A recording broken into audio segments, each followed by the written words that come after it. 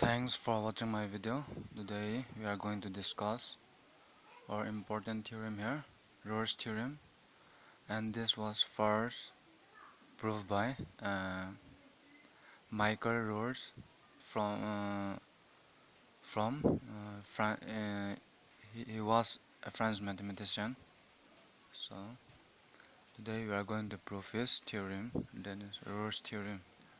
Our statement or theorem says that if a function f is defined on closed interval a b, okay, such that number 1 is continuous in closed interval a b, derivable in open interval a b, and f of a is equal to f of b, then is function f of a is equal to function f of b, where a and b are any real number.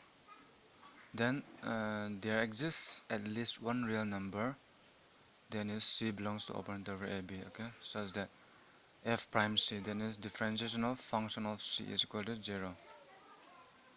This is our statement, okay. In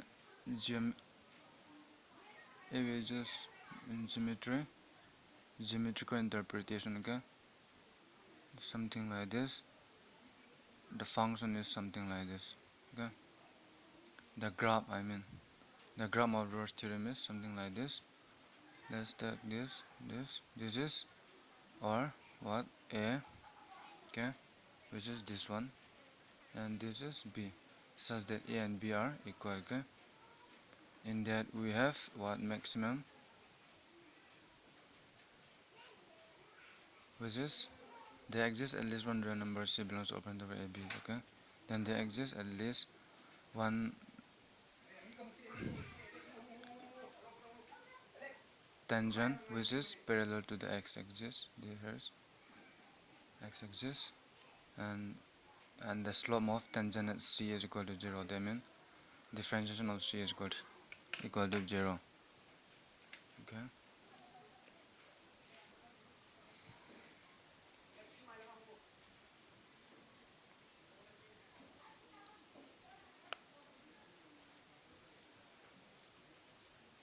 Suppose let's prove number 1, f of x is a constant function. That means when f of x is a constant function,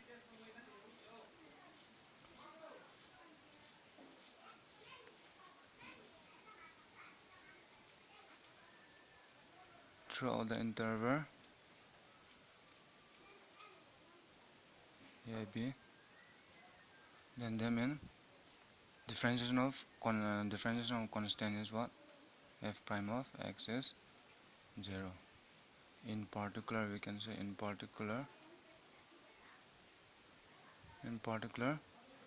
f prime of c is equal to 0.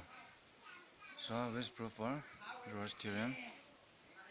Now here in case 1 we say the f of x is constant function. Case 2,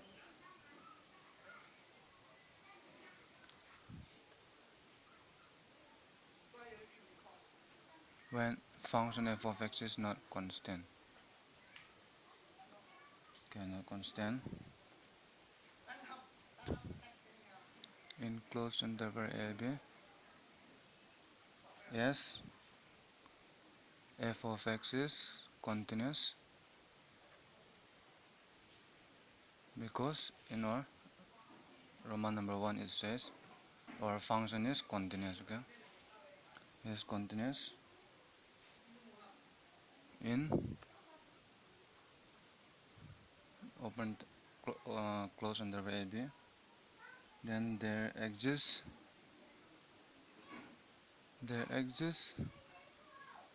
a minimum value, okay, let's say this to be c, where c is between a and b, then is in here is a and b, here there exists at least a minimum, here this is the minimum, okay, this is minimum which is parallel to x-axis. Let's say this is c, and maximum, let's say D. Okay,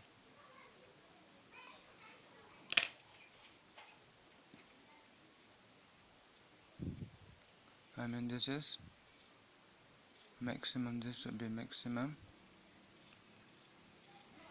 I mean this is just D and this is, let's say, C. Okay, and minimum, say D. Well, D is also between A and B.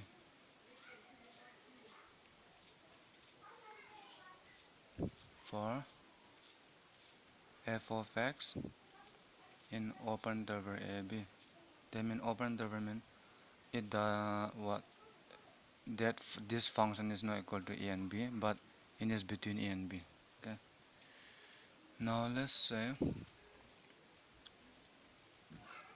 that f of c is not equal to f of d. Okay, because one is minimum and one is maximum. One is minimum and one is the maximum. Okay, so let's say that they are not equal, and at least one of them is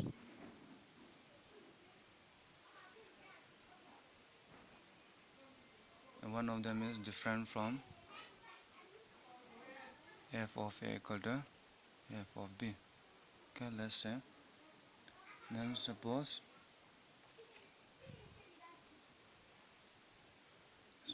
f of c is not equal to f of let's say f of a, and c plus a is be a point in the neighborhood of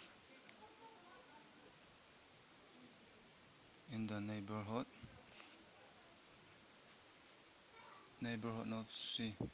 Okay, that means this C plus H is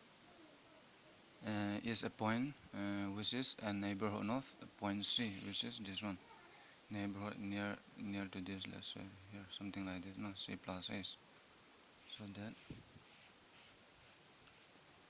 and now what f of C plus H minus f of C over H is less than or equal to 0 when what H is greater than or equal to 0. That means when H is when H become greater and greater, so any number divided by greater number will be less than 0. Am I right? Okay, let's say this one, and f of C plus H minus f of C over H is greater than or equal to 0 when H is less than or equal to 0. That's equation 2. Now further, we say that in our statement 2, it says that our function f is derivable on open interval a b. So if you take the derivative of function of c, that means this will be limit h tends to 0 f of c plus h minus f of c over h. Yes, h tends to 0.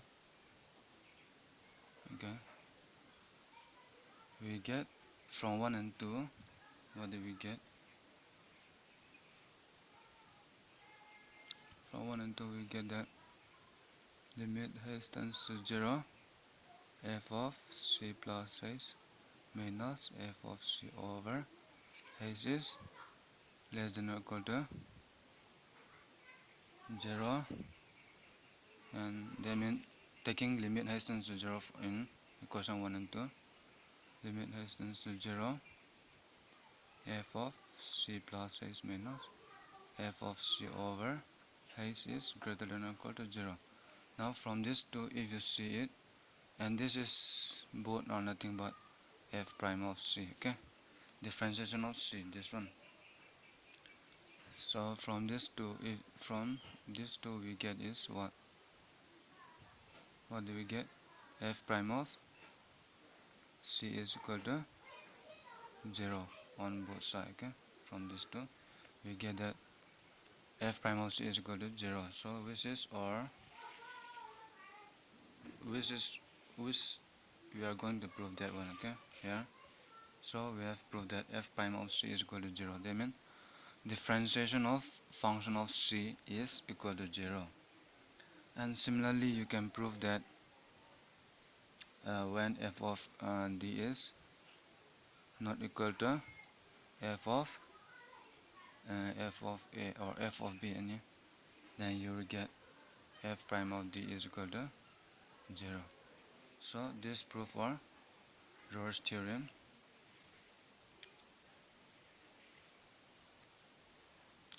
And this is geometrical interpretation of Rolle's theorem, and in my another video I'm going to prove in a geometrical interpretation, okay.